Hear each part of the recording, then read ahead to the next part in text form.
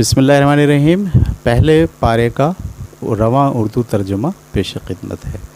पहला पारा सूरह फ़ातिहा से शुरू होता है और सूरह फ़ातिहा के फ़ौरन बाद सूरह बक़रा शुरू हो जाती है और सूरह बक़रा जारी रहती है पहले पारे के इख्तिताम तक। तो मैं पढ़ना शुरू करता हूँ। बिस्मिल्लाहिर्रहमानिर्रहीम। इसका तर्जुमा अल्लाह के नाम से जो सरासर रहमत है, जिसकी शफ़क़त अबदी है। शुक्र अल्लाह ही के लिए है, आलम का परवरदिगार। सरासर रहमत, जिसकी शफ़क़त अबदी है, जो रोज़े जज़ा का मालिक है। परवरदिगार, हम तेरी ही इबादत करते हैं और तुझ ही से मदद चाहते हैं। हमें सीधी राह की हिदायत बख्श दे, उन लोगों की राह जिन पर तूने इनायत फरमाई, जो न मग़ज़ूब हुए न राह से भटके। यहाँ सूरह फ़ातिहा ख़त्म हो जाती है और उसके बाद सूरह बक़रा शुरू होती है। बिस्मिल्लाहिर्रहमानिर्रहीम। तर्जुमा शुरू कर रहे हैं हम सूरह बक़रा का। ये सूरह अलिफ़ लाम मीम है। ये किताब इलाही है, इसमें कोई शुबा नहीं। हिदायत है इन खुदा से डरने वालों के लिए जो बिन देखे मान रहे हैं और नमाज का एहतमाम कर रहे हैं, और जो कुछ हमने इन्हें दिया है उसमें से हमारी राह में ख़र्च कर रहे हैं, और जो उसे भी मान रहे हैं जो तुम पर नाजिल किया गया, और उसे भी मान रहे हैं जो तुमसे पहले नाजिल किया गया, और आखरत पर फ़िल वाक़े यकीन रखते हैं। यही अपने परवरदिगार की हिदायत पर हैं और यही हैं जो फ़लाह पाने वाले हैं। इसके बरख़िलाफ़ जिन लोगों ने इस किताब को ना मानने का फ़ैसला कर लिया है, उनके लिए बराबर है तुम उन्हें ख़बरदार करो या ना करो, वो ना मानेंगे। उनके दिलों और कानों पर अब अल्लाह ने अपने क़ानून के मुताबिक मोहर लगा दी है और उनकी आँखें मोहर लगा दी है और उनकी आँखों पर पर्दा है, और क़यामत के दिन एक बड़ा अज़ाब है जो उनके लिए मुंतज़िर है। और इन्हीं लोगों में वो मुनाफ़िकीन भी हैं जो ये कहते हैं कि हमने अल्लाह को माना है और क़यामत के दिन को माना है। दरअसल ये कि वो असलन इनमें से किसी चीज़ को भी नहीं मानते। वो अल्लाह और अहले ईमान दोनों को फ़रेब देना चाहते हैं, और हकीकत ये है कि अपने आप ही को फ़रेब दे रहे हैं, लेकिन इसका शऊर नहीं रखते। इनके दिलों में हसद की बीमारी थी, तो अल्लाह ने अब इनकी इस बीमारी को और बढ़ा दिया है, और इनके इस जुर्म की पादाश में कि ये झूठ बोलते रहे हैं, इनके लिए बड़ा दर्दनाक अज़ाब है। और जब इनसे कहा जाता है कि अपने इस रवैये से तुम इस सरज़मीन में फ़साद पैदा न करो, तो जवाब में कहते हैं कि हम तो इस्लाह करने वाले हैं। ख़बरदार, यही फ़सादी हैं, लेकिन इसका एहसास नहीं कर रहे। और जब इनसे कहा जाता है कि तुम भी उसी तरह ईमान लाओ जिस तरह ये तुम्हारे सामने ये लोग ईमान लाए हैं, तो बड़े तकब्बुर से कहते हैं कि क्या हम इन अहमक़ों की तरह ईमान लाएं। सुन लो, यही अहमक़ हैं लेकिन नहीं जानते। और जब मुसलमानों से मिलते हैं तो कहते हैं कि हमने मान लिया, और जब अलहदगी में अपने शैतानों से मिलते हैं तो कहते हैं कि हम तुम्हारे साथ हैं, हम तो मजाक कर रहे थे। अल्लाह इनसे मजाक कर रहा है, और इनकी सरकशी में इनकी रस्सी अपने क़ानून के मुताबिक दराज किए जाता है। इस तरह के ये भटकते फिर रहे हैं, यही हैं जिन्होंने हिदायत पर गुमराही को तरजीह दी, तो इनका ये सौदा इनके लिए कुछ भी नफ़ा बख्श ना हुआ और ना ये कोई रास्ता पा सके। इनकी मिसाल बिल्कुल ऐसी है जैसे अंधेरी रात में किसी शख्स ने अलाव जलाया, फिर जब आग ने उसके माहौल को रोशन कर दिया, तो जिनके लिए आग जलाई गई थी अल्लाह ने उनकी रोशनी सल्ब कर ली और उन्हें इस तरह अंधेरों में छोड़ दिया कि वो कुछ देख नहीं सकते। बहरे हैं, गूंगे हैं, अंधे हैं, सो अब वो कभी न लौटेंगे। या बिल्कुल ऐसी है जैसे आसमान से बारिश हो रही है, उसमें अंधेरी घटाएं भी हैं और कड़क और चमक भी। वो कड़क के मारे अपनी मौत के डर से उंगलियां اپنے کانوں میں ٹھونسے لے رہے ہیں۔ درا حال یہ کہ اس طرح کے منکروں کو اللہ ہر طرف سے گھیرے ہوئے ہے۔ بجلی کی چمک ان کی آنکھیں خیرہ کیے دے رہی ہیں، جب ان پر چمکتی ہے یہ اس میں سے کچھ چل لیتے ہیں، اور جب ان پر اندھیرا چھا جاتا ہے تو کھڑے ہو جاتے ہیں۔ ان کے کان اور آنکھیں بھی اگر اللہ چاہتا تو سلب کر لیتا، بے شک اللہ ہر چیز پر قدرت رکھتا ہے۔ ان کے پیچھے لگ کر تم اپنے آپ کو برباد کیوں کرتے ہو لوگو؟ تم اپنے اس پروردگار کی بندگی کرو جس نے تمہیں پیدا کیا ہے، اور تم سے پہلوں کو بھی، اس لیے کہ تم اس کے عذاب سے بچے رہو۔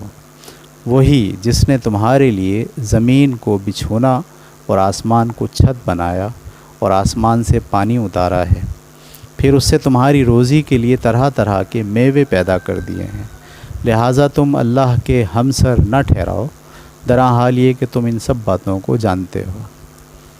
یہی اس کتاب کی دعوت ہے، اسے قبول کرو، اور جو کچھ ہم نے اپنے بندوں پر نازل کیا ہے اس کے بارے میں اگر تمہیں شبہ ہے تو جاؤ اس کی مانند ایک سورہ ہی بنا لاؤ، اور اس کے لیے خدا کے سوا تمہارے جو زوما ہیں انہیں بھی بلا لو، اگر تم اپنے اس گمان میں سچے ہو۔ پھر اگر نہ کر سکو اور ہرگز نہ کر سکو گے تو اس آگ سے ڈرو جس کا ایندھن وہ لوگ بھی ہوں گے جو نہیں مانتے، اور ان کے وہ پتھر بھی جنہیں وہ پوجتے ہیں۔ وہ انہی منکروں کے لیے تیار کی گئی ہے، اور ان کو جو اس کتاب پر ایمان لائے اور انہوں نے نیک عمل کیے، اس بات کی بشارت دے دو اے پیغمبر کہ ان کے لیے ایسے باغ ہیں جن کے نیچے نہریں بہتی ہوں گی، ان کا کوئی پھل انہیں جب بھی کھانے کے لیے دیا جائے گا تو کہیں گے یہ وہی ہے جو اس سے پہلے بھی ہمیں دیا گیا، درا حال یہ کہ ان کو یہ اس سے ملتا جلتا دیا جائے گا، اور ان کے لیے وہاں پاکیزہ بیویاں ہوں گی اور وہ ان میں ہمیشہ وہاں رہیں گے۔ یہ جنت کی تمثیل ہے، اور اللہ اس بات سے نہیں شرماتا کہ کسی حقیقت کی وضاحت کے لیے وہ مچھر یا اس سے بھی حقیر کسی چیز کی تمثیل بیان کرے۔ پھر جو ماننے والے ہیں وہ جانتے ہیں کہ یہ ان کے پروردگار کی طرف سے حق آیا ہے، اور جو نہیں مانتے وہ کہتے ہیں کہ اس مثال سے اللہ نے کیا چاہا۔ اس طرح اللہ بہتوں کو اس راہ سے گمراہ کرتا اور بہتوں کو راہ دکھاتا ہے، اور حقیقت یہ ہے کہ وہ اس سے گمراہ تو ایسے سرکشوں ہی کو کرتا ہے جو اللہ کے عہد کو اس کے باندھ لینے کے بعد توڑ دیتے ہیں، اور اللہ نے جس چیز کے جوڑنے کا حکم دیا ہے اسے کاٹتے ہیں، اور اس طرح زمین میں فساد برپا کرتے ہیں۔ یہی ہیں جو دنیا اور آخرت دونوں میں نامراد ہیں۔ لوگو تم اللہ کے منکر کیسے کس طرح ہوتے ہو؟